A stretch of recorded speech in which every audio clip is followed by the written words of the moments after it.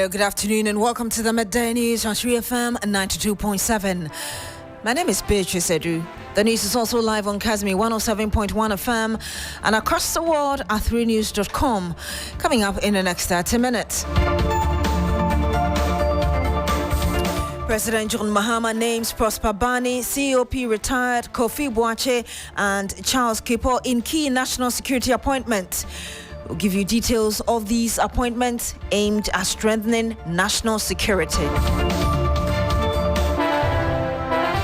Also coming up, Minority Caucus in Parliament accuses Chairman of Appointment Committee of denying their members the opportunity to properly scrutinize President Mahama's ministerial nominees.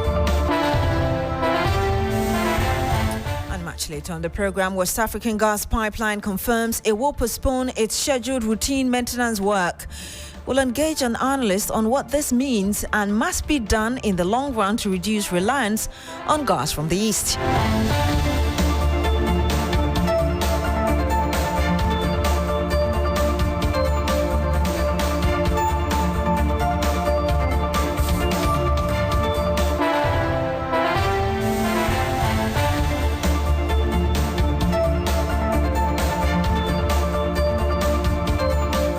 Thank you very much for joining us this afternoon. Now, President John Mahama has made key national security appointments in his government.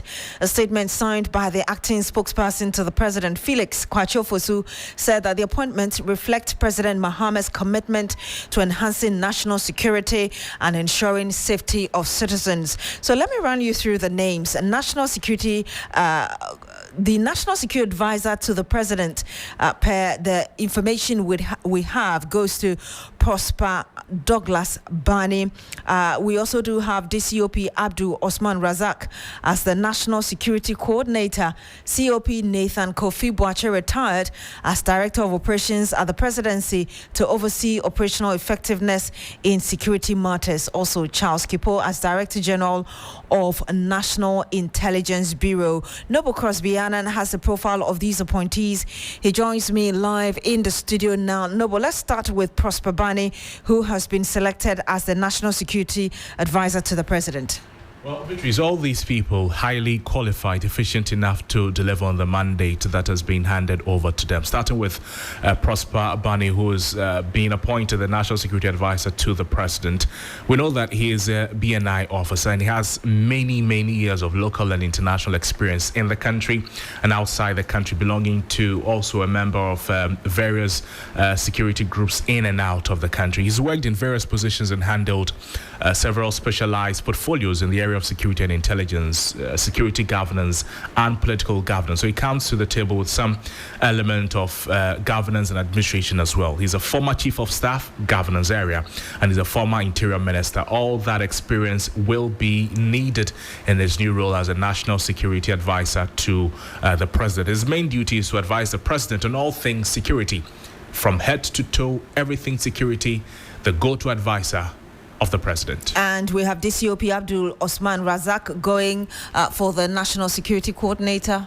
Also very qualified. He is a career police officer. He's lived his life all as a police officer. He's a former ADC to the then Vice President John Dramani Mahama when he was serving under the Mills administration. He's also been a lecturer at the Kofi Annan International Peacekeeping Training School. His key duties right now will be to coordinate security for the entire country, ensure a cohesive strategy across all security initiatives. He'll be working closely with the National Security Advisor to the President, Prosper Bani, in this regard.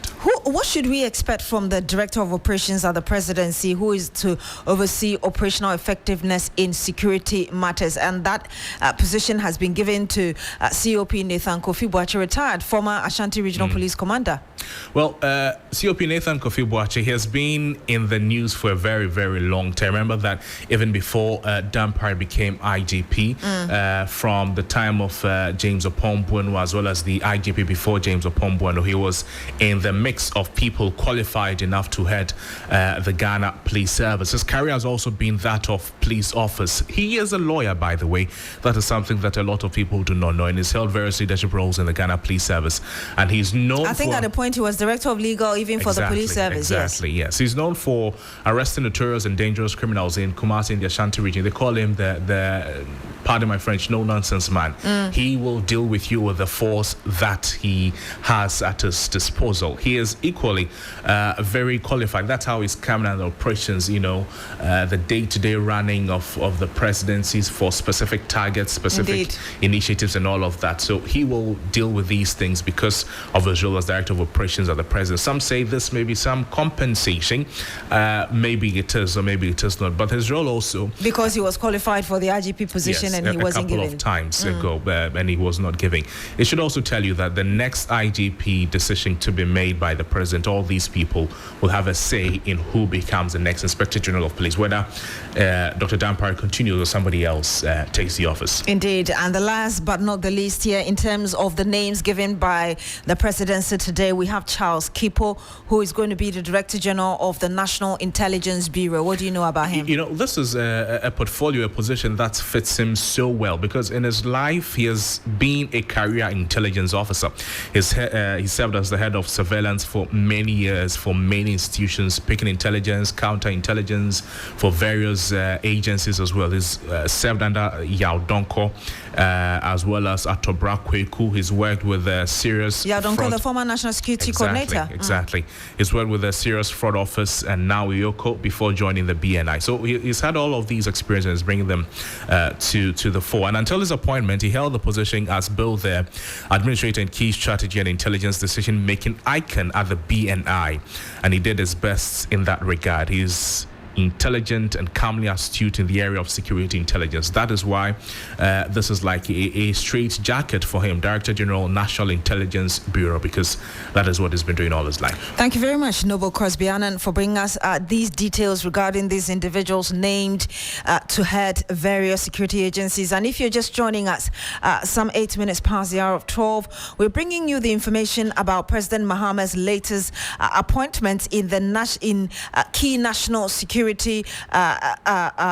areas, as it were. We have the Prosper Douglas Barney going to, or being appointed as the National Security Advisor to the President, COP Abdul Osman Razak, who is now the National Security Coordinator. Also, COP Nathan Kofi Boache, retired, will be the Director of Operations at the Presidency to oversee operational effectiveness in security matters, and Director General of National Intelligence Bureau going to Charles Kipo. And you heard Noble Crosby Annan there giving us the profile of these individuals. We're joined by security consultant Richard Kumado.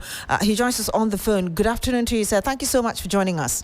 You're welcome, Beatrice. I know you've seen the appointments, and I'm just wondering what you think informed the president's choice with these various individuals going to these various agencies. I think he in retrospect, when he was the president, before president, vice president, he has on within the space of politics, and he knew the importance of security governance and what security intelligence brings to political governance. So when I saw the list, I thought he has gone through the mill and he's making the right decisions at the right time. Yesterday he was at Boko, and I said that was the best decision he made so far. The names he threw out, particularly Prosper Barney, these are top-level BNN officers. Taskipol is my big brother. He has served and he has gone through the mill. And I'm happy and I'm excited. I'm only hoping and praying that they come to the job with a lot of motivation, and being in the front line will not put pressure on them to fumble. Other than that, this is the best President Mahama has done so far. This is the best President Mahama has done so far. You've already spoken about Charles Kipo as well as Prosper Barney. I mean, for those who have followed security stories, we may not necessarily speak much about COP Nathan Kofi Boache, who has been in the news for a very long time. But looking at where he's going to, how do you assess perhaps how he'll be able to handle the issue at that highest level, Director of Security Operations at the Presidency? I think he will need a little bit of temperance. He's a no-nonsense person. I have asked the police to write a book about him to be taught to young officers at the police college when it comes to crime prevention and security operations. I'm not surprised they've given him that portfolio to manage security operations at the presidency. To the extent that this is democracy and he has some other people to work with, in convergence to ensure that security governance is attained at all times. He would need a little bit of temperance, and I'm not surprised he has the capacity to do so. Working as a team, he should be able to pull it off. Other than that, major of the work will be done by Osman and that of Chaskipo. It is as a result of what Chaskipo does and what Osman does as a security coordinator that gets to the presidency, and you have the experience of Prosper Bani to oversee that Kofi Boakye acts within the laws and acts within the processes. And where there are excesses, I believe these men have what it takes to bring it to pass. I mean, we've had a lot of security challenges with the president bringing even the Boko conflict to the fore and his commitment to resolving the matter. What do you think should be the top priority for these individuals? One of the things they need to do is to ensure that national sovereignty guarantees are achieved within time limits. One of the things they also need to do is to ensure that public safety challenges are resolved, for which one of them is the Boko crisis.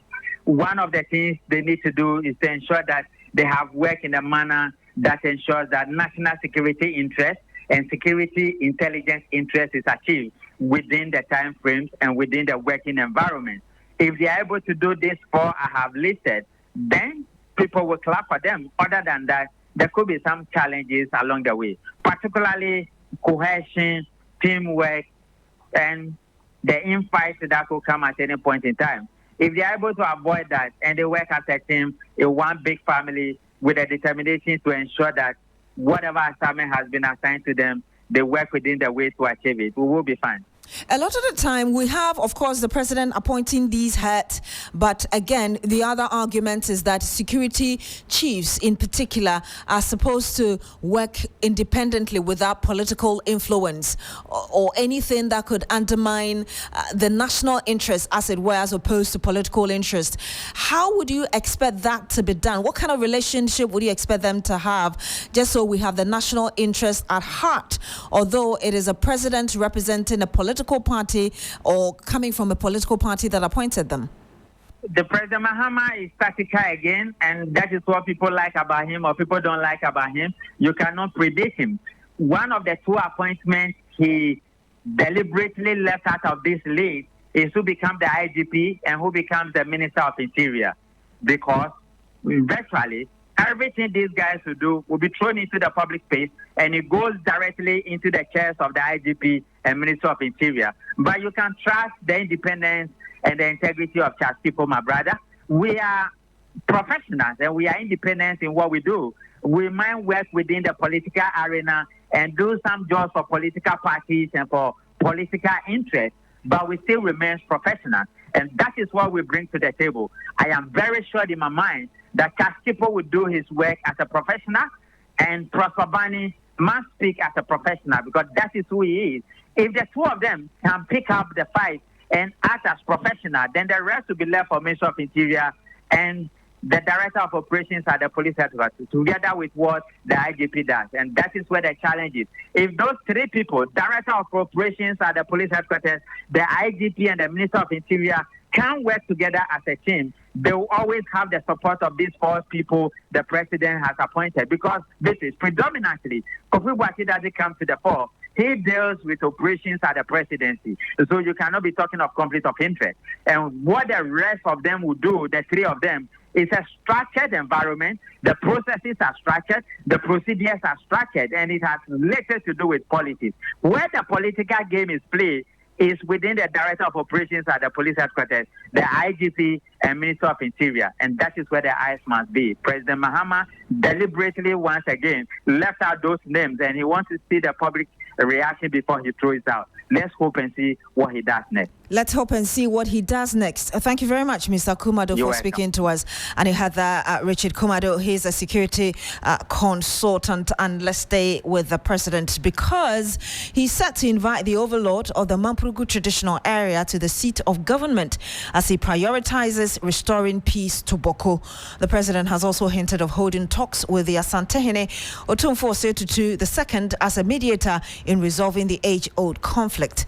The president made this known when he visited the Nayiri Na Bohagu Abdullahi Mahami Sheriga in his palace as he intensifies efforts at solving the crisis. I came here during the campaign to seek the blessings of my father for the elections that were impending. 2 of his sons were contesting for the same thing. Whichever of us won it, it's a victory for him. And so as his son, I brought the victory to him. He can count on me. He should know that it's his son who is in the Flagstaff House. And so I want to thank him again.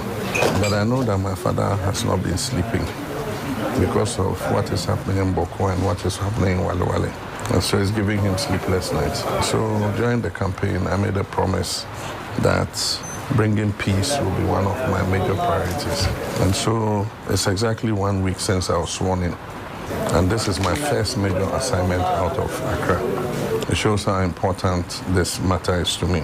And so I just came to appeal to him to exercise restraint and patience, and his subjects to exercise restraint and patience, and trust that we'll resolve this matter amicably. I'm in the process of forming my government, and so we're still appointing the ministers. They will come and help me to run the administration. I'm just appealing to my father that they should exercise patience while I set up the government. And so as soon as that is done, we might have to invite my father, but I cannot sit in Accra and invite him. I have to come and alert him in advance that an invitation like that will come. In my last briefing with Nana Akufo-Addo before he left office, he briefed me about some mediation efforts that they were undertaking. I wish to be able to discuss it with him and see how we can continue that effort. I know that he and the late Yegbonra and Otunfo were the ones who solved the Dagon problem. Nana Adu gave me a hint that Otunfo has been playing some role.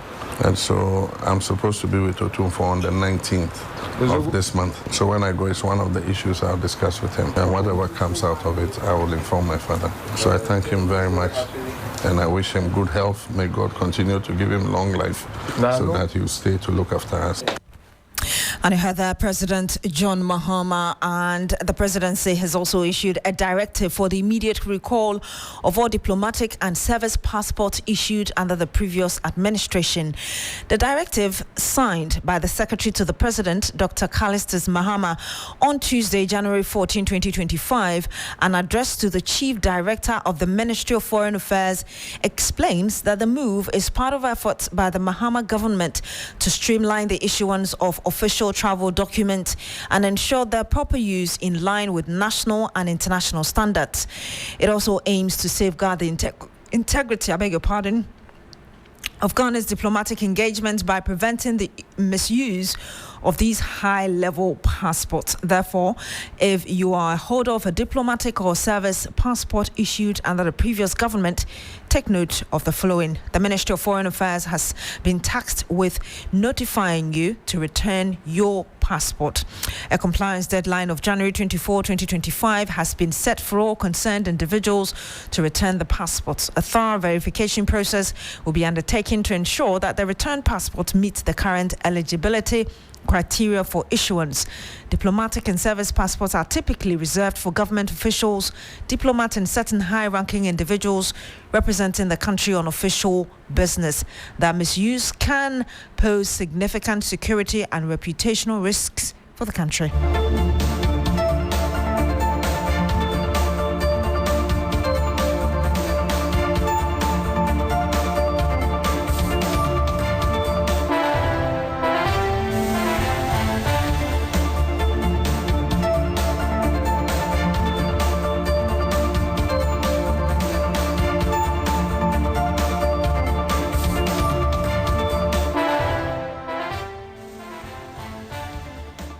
Some 20 minutes past the hour of 12, and the Minority Caucus in Parliament is accusing the chairman of the Appointments Committee of denying their members the opportunity to properly scrutinize the ministers designate during the just-ended ministerial vetting.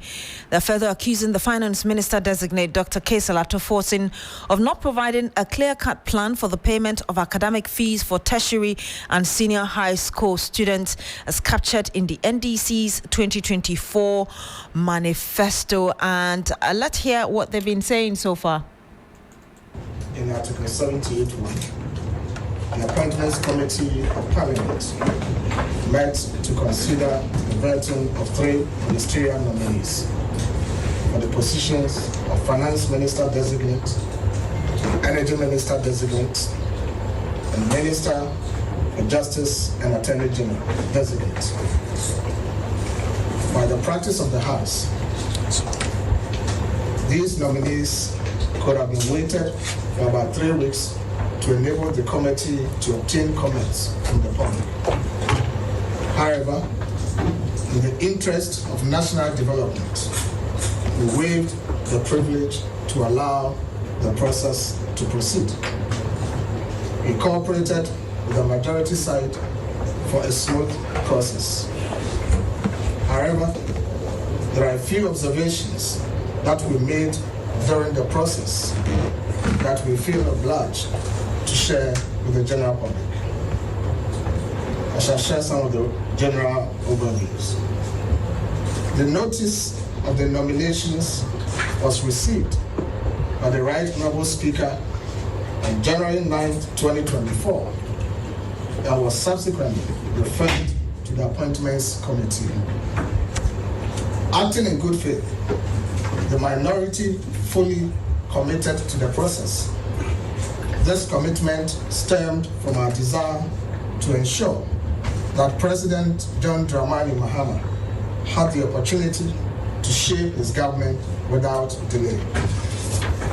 Nonetheless, we expected that the members and friends of the committee would be given sufficient questioning time to examine every matter in detail.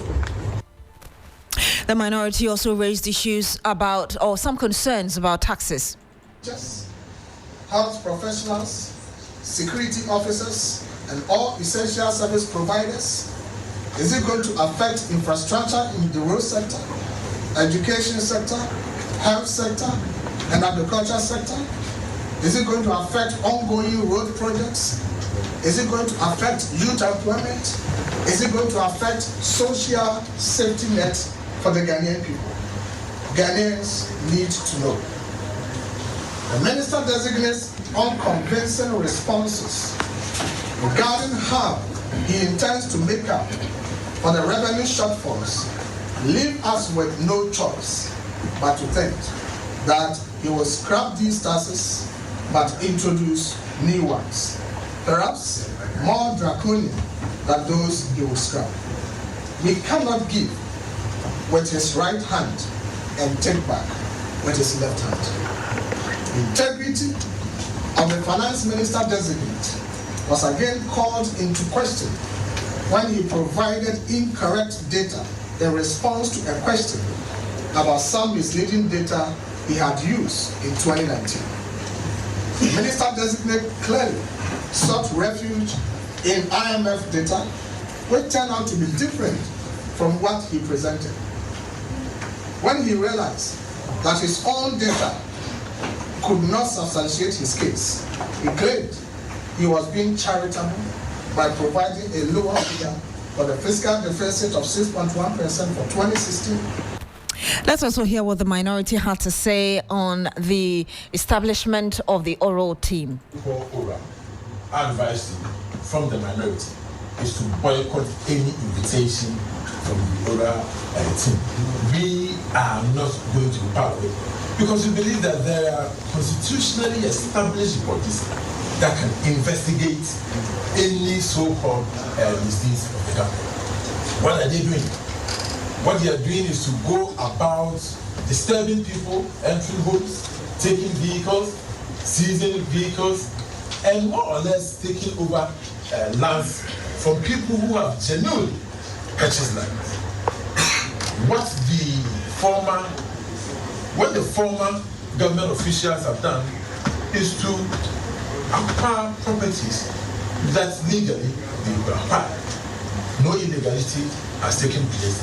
In any case, the NDC, their members have also acquired lands in this country. The executives, they live in the cantonment, they live in the airport, they live in the charities, lands which were government lands, which they bought many years ago. The people of Ghana should not tolerate this order. And you heard there John Darko. He's the Member of Parliament for the Swami constituency, speaking on behalf of the minority earlier. You also heard Gideon Boako, former spokesperson for Dr. Mahmoud Bawumia, the former Vice President of the country and also Member of Parliament for Tano North in the Bono region. The West African Gas Pipeline Company Limited, WAPCO, has rescheduled its planned maintenance exercise known as pigging. The exercise, which was initially slated for January 20, will now occur from February 3 to March 2, 2025. During this one-month maintenance period, the company will halt gas flow to Ghana. In a statement issued today, WAPCO said that the cleaning exercise is critical as it aligns with industry best practices. The postponement will afford the government time to procure fuel for plants which rely on WAPCO for operations. Derek Hatcher is a lead policy analyst with the policy think tank Institute for Energy Security, IES. He joins us live on the phone now. Good afternoon to you, sir. Thank you very much for joining us. Good afternoon, my sister. Would you say that this is a relief for Ghana, WAPCO rescheduling its planned maintenance exercise known as pigging? Exactly, and then good afternoon once again. So that is a good news for Ghanaians, and then that is what the IES also 2 weeks ago predicted or projected that is expected of them. If you've been able to postpone maintenance works for 2 months, then why don't you afford this new government opportunity for another 1 month to be able to plan their things and look for alternative fuels supply to be able to keep the lights on. And so this is good news for Ghanaians. And then WAPCO, as a stakeholder in the energy sector, also understand the dire consequences of having power cuts or power outages. And so it's good news for Ghanaians, and then we must also applaud them for that. I mean, we must applaud them for us, but we also know that the gas is not cheap like that. How do we get, our partners from the Eastern corridor, as it were, to give us reduced gas or in terms of prices? All right, so we know the gas is not cheap, but the gas is the cheapest among the four alternatives that we have. The gas is the cheapest as compared to the light crude that we are going to procure. It's also the cheapest as compared to the diesels or the other ones. So, the thermal plants, some of them have a reverse flow, whether it is the light crude. They can also depend on the diesel fuel or the HFO. And so those ones that make use of the natural gas, in place of it with the light crude. The light crude is rather more expensive as compared to the natural gas. And so definitely having this opportunity, even though it's going to incur a higher cost because of the cost of the light crude, it is an alternative that can keep the lights on, even though the challenges in terms of cost is something that will become a burden. Having said that, there are also people who are arguing that in the long term, we must be able to do something locally about this to reduce the over-reliance on gas from our neighbors. It's a way to go. It depends on how you lay your pipes. It depends on how you will be able to get the available gas. And so we have a domestic one, which is our trouble gas, but it has an enclave that it supplies to. The WAPCO deals with the Eastern corridor. And so if you have an alternative to get the pipelines laid through the Eastern corridor, then that would be a good thing to go. But in the short term, we have to rely on WAPCO. In the long term, we can look for the alternative where we can be domestically secured in terms of laying more pipelines. Thank you so much, Mr. Hatcher, for speaking to us. Thank you, sir. And you just heard right there Derek Hatcher. He's a lead policy analyst with the policy think tank Institute for Energy Security.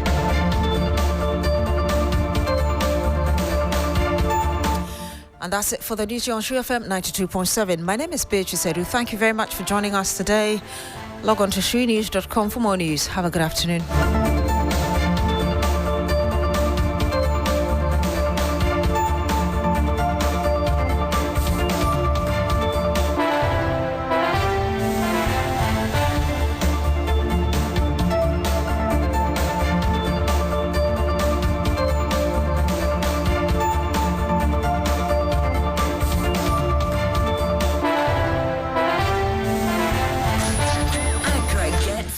On this frequency, 92.7 3 FM. 3 FM. Follow us on social media. Twitter at 3FM927. Facebook at 3FM927. And also on 3News.com.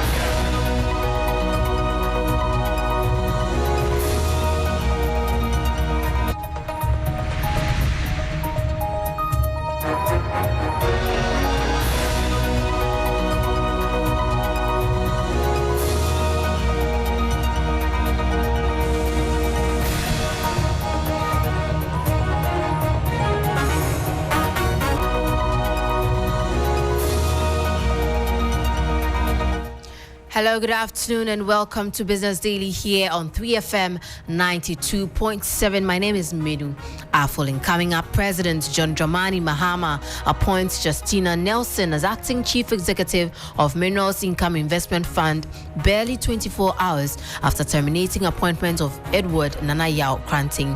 We'll bring you details of that. Also, Africa Center for Energy Policy, ASEP, proposes conversion of petroleum levies to fund national development projects. We'll hear from policy lead for petroleum and conventional energy, Kojo Yaoche.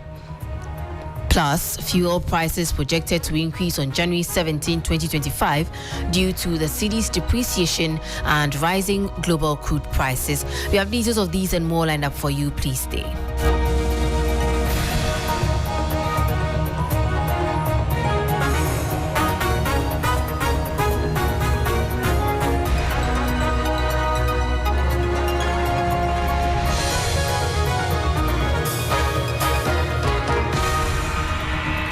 Thanks so much for staying with us. Now, in our first story, former President John Dramani Mahama has appointed banking professional Justina Nelson as the acting chief executive officer of the Minerals Income Investment Fund.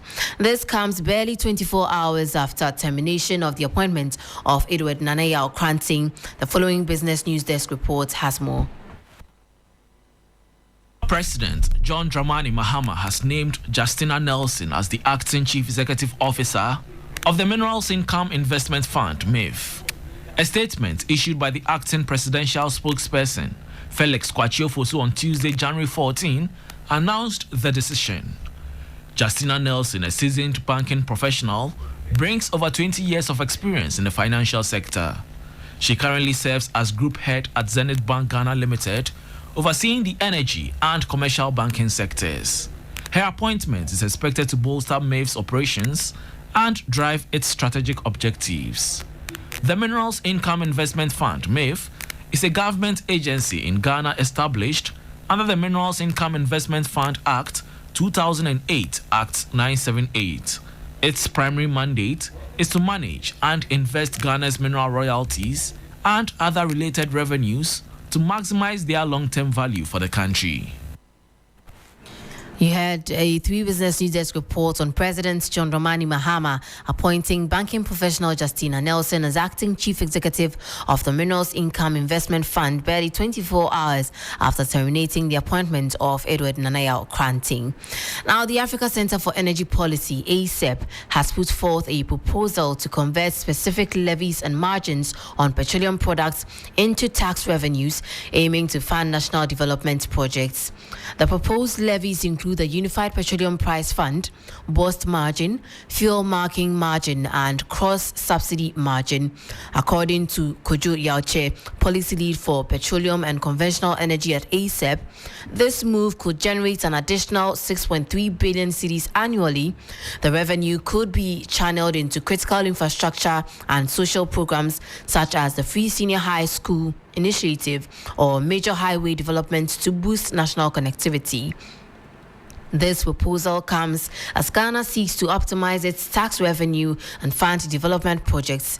Currently, taxes, levies, and margins constitute around 49 to 51% of the ex-bump price of petroleum products. In 2018, we were paying UPPF about 20 pesos per liter. Now we are doing 90 pesos per liter, what is accounting for the increase. And it is important to note that it actually costs more to get the petroleum products from the depot to your retail outlets than it costs to bring the products from Europe to Ghana. We are paying 7 cents to bring the products to our retail outlets, while we are paying 5 cents to bring the products from Europe to Ghana. Those are not things that should be sustained. It's an unnecessary tax on the Ghanaian consumer that we believe that these taxes should really be rationalized. We are proposing that because we already pay for them, they should be converted to tax revenues for government to be able to use for development financing. Kojo Yaoche is policy lead for petroleum and conventional energy at the Africa Center for Energy Policy, that is ASEP. Away from that, the Peasant Farmers Association of Ghana is calling on Mahama government to prioritize irrigation investments to move away from rain-fed agriculture, which is no longer sustainable. Executive Director Bismarck Adu emphasized the need for continued stakeholder engagement to address the country's agricultural challenges. Norte expressed confidence in the president's ability to develop the agricultural sector and pledged the association's support. Investing in irrigation is critical as it can increase crop yields, improve food security, and enhance the livelihoods of farmers. Ghana has already made efforts to promote irrigation, with the Ghana Irrigation Development Authority working to develop and implement irrigation plans across the country. GIDE's initiatives include designing irrigation infrastructure, providing technical services, and promoting adaptive irrigation technologies. When it comes to irrigation, we are just utilizing less than 10% of our irrigation potential. So imagine if we are heavy on dams across the country.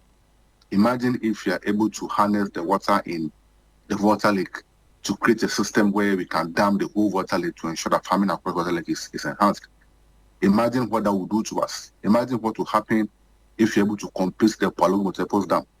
Imagine if we are even able to re-engineer the concept of the one village, one dam to ensure that we have very huge sustainable dams across the country. Just imagine what that will do for us as a country. So for us, I think that the issues are there. The NDC understands the problem. As I earlier mentioned, we met the former president, His Excellency, the incoming president. We met some of their team, and they understand the problem. They know what is good. They've gone around the country. They know the problem. And so I hope, and we all hope, that they will be able to implement these policies in a manner that is beneficial. You heard the voice of Executive Director of the Peasant Farmers Association of Ghana, Bismarck Adu there. Before we go, petroleum product prices are expected to increase marginally at the pumps from Friday, January 17, 2025. This has been influenced by rising prices of crude oil on the international market and recent pressures on the cedi. The cedi started 2025 on a losing streak, depreciating marginally by 0.38% to the US dollar in the retail market. The Chamber of Oil Marketing Companies explained that global crude prices and recent cedi depreciation are the main drivers for the projected price increase. According to the chamber, the drivers were stable until some changes were noticed in the global price of crude and the strength of the local currency. Well, that brings us to the end of Business Daily here on 3FM 92.7. For more business stories, kindly log on to our website. It's www.3news.com. My name is Minu Aful, and please stay tuned. Urban Blend is up next.